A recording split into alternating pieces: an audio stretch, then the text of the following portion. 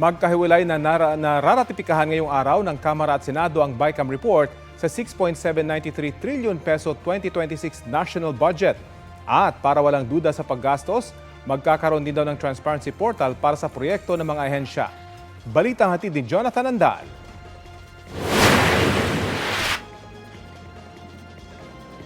People-centered budget ang tawag ng mga senador at kongresista sa pinirmahan nila kahapon na Bicameral Conference Committee report para sa 6.793 trillion peso 2026 national budget. Ang gusto po naming itawag dito sa budget na ito ay isang people-centered budget.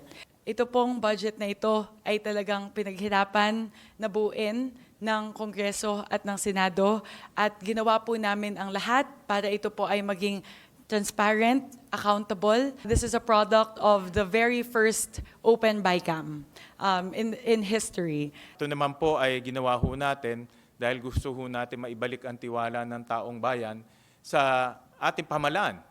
Mamayang hapon, raratipikahan na ng hiwalay ng Kamara at Senado ang BICAM report ng budget para maging General Appropriations Bill na ipapadala rin daw agad mamaya kay Pangulong Bongbong Marcos para pirmahan o di kaya i-veto kung may hindi aaprubahan. Confident naman kami na walang mabivito dito dahil very close yung aming coordination sa executive at very close yung coordination namin sa mga ehensya. Wala pong pork barrel sa 2026 budget.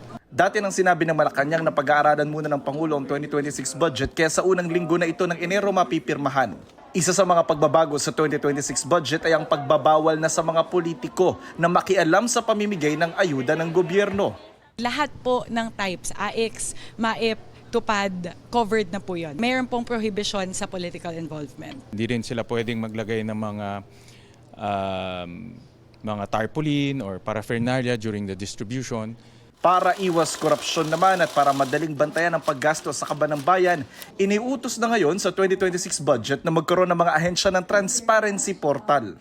So meron po dong project monitoring, project status, nandun na po kung na-bid, magkano na-bid, sino yung contractor, ano yung actual status ng implementasyon ng mga proyekto. So yun po talaga yung main safeguards natin para siguraduhin na lahat mo ng mga proyekto ay nai-implement ng tama.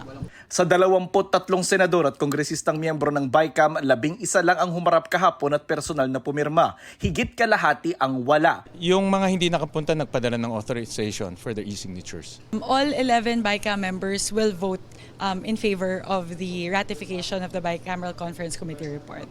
Naka-official business po sila sa ngayon. Nilinaw naman ni Swansing na hindi ni-impluwensyahan ng liderato ng Kamara ang mga kongresista para bumoto sa 2026 budget.